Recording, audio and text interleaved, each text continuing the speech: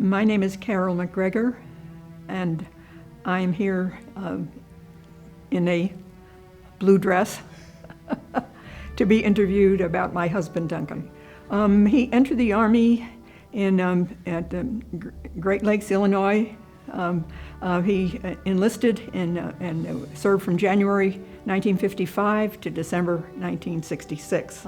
So he was fulfilling his obligation. After 2 years of college, he left and went into the service for 2 years.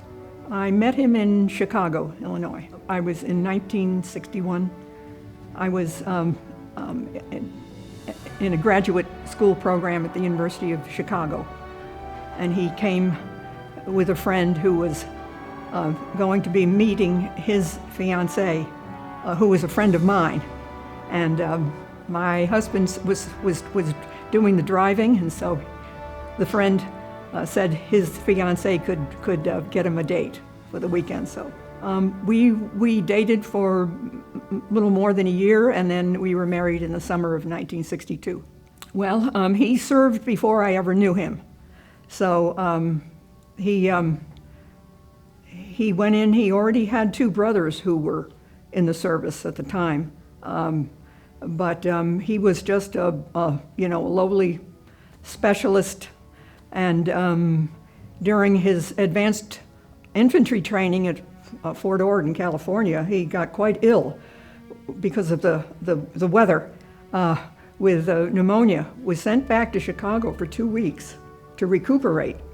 When he returned to California, his unit had already left and been assigned for duty for the rest of their enlistment.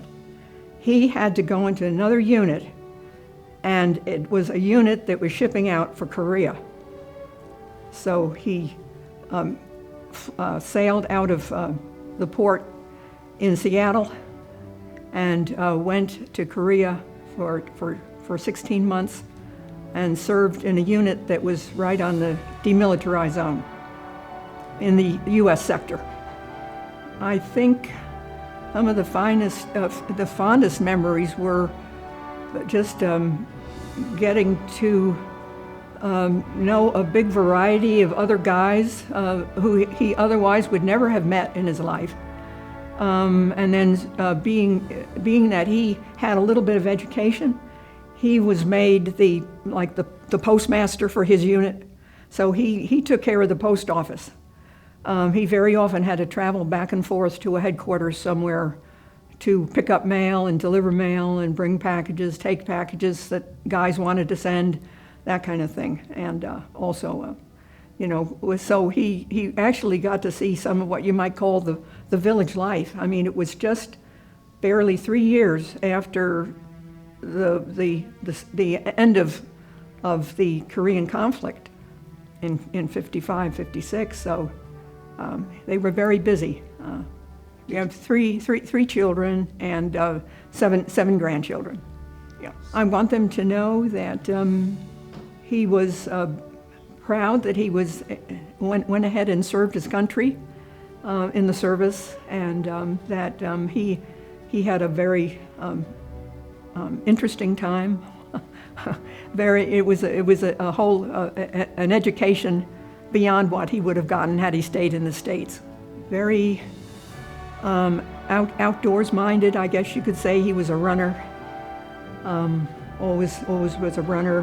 He was very active with the Atlanta Track Club, was a former president, and he became an official with USA Track and Field in his retirement, and took me along, and so I would do the same thing, because I knew when he came home from a track and field meet, he'd be telling me all about it, and I thought, well, I might as well go ahead and join him.